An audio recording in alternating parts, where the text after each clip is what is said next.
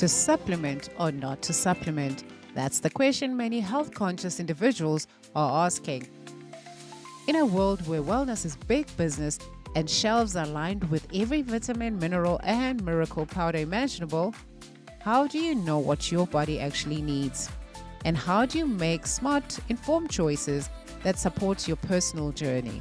To supplement or not to supplement? This is the million-dollar question I get asked all the time. And the answer is as personal as where you are in your life. So most people want to know, do I take a multivitamin? Do I take an omega-3? And my answer is, I don't know.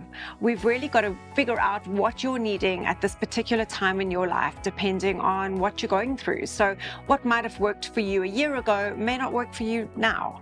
And this really hinges on what's going on in your biochemistry. So when someone comes to me as a client, specifically for a nutrition plan, we go into quite a lot of depth around blood testing. We look at things like iron levels, magnesium levels, lipids, sugar levels, thyroid health, and all those kinds of things. And that gives us a lot more information regarding what that person is needing, what's lacking, what's required, and what needs supplementing, than just simply going off to your pharmacy and getting a general multivitamin, which most of the time doesn't work. And the reason it doesn't work is many products are made out of chemicals. They are not made from food, and they're not made in a way that the body recognizes and absorbs optimally. There are, of course, supplements that work really well, and those are more expensive, and you do get what you pay for, especially when it comes to these kinds of things. But for many of us, we are really concerned. We might be tired. We might not be able to get through the day. We might not be able to concentrate. We might be suffering from anxiety.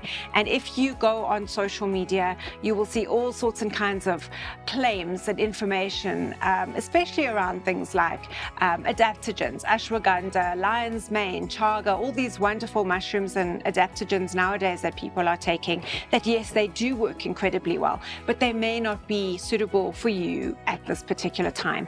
And that is the biggest, I suppose, warning that I can give anybody. Also, something to keep in mind is that supplements aren't always safe.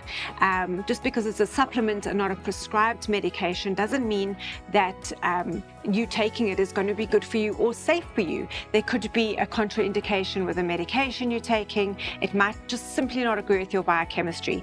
So when it comes to supplements, it's really important that you work with a practitioner who understands your biochemistry, who can really dig deep and do the required testing and understand, be able to have a conversation with you about what's really needed. When I work with people, I like to work on a maximum of 3 supplements, if any at all, because supplements are there to supplement an already healthy diet. So we should be getting things like our sleep, our exercise and movement, and our nutrition in place before we start looking at piling on expensive supplements on top of that.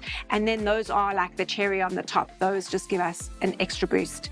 But you will find very often that if the basics are in place, you may not even need to spend money on anything extra.